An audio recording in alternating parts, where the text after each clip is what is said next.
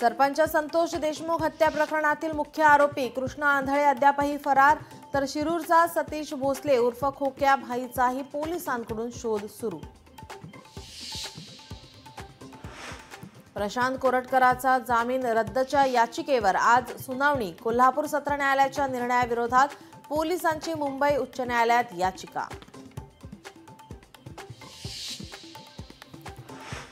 आमदार संदीप क्षीरसागर यांची कथित ऑडिओ क्लिप व्हायरल। बीडच्या तहसीलदाराला धमकी देतानाची कथित ऑडिओ क्लिप समाज माध्यमांवर चर्चेत।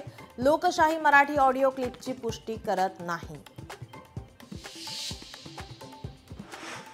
काँग्रेसचा हात सोडत अखेर रवींद्र धंगेकरांनी हातात शिवधनुष्य घेतलंय, तर आता समजेल व्ह्यू इज धंगेकर। एकनाथ शिंदेंचा विरोधकांना टोला।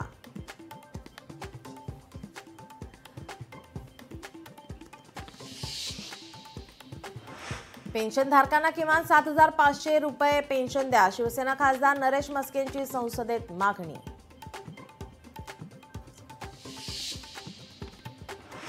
₹2100 लाडक्या बहिणींना प्रतीक्षाच। अर्थसंकल्पात लाडक्या बहिणींसाठी 36,000 कोटींची तरतूद। लाडक्या बहिणींना महायुती सरकारनं फसवल्याचा विरोधकांचा आरोप।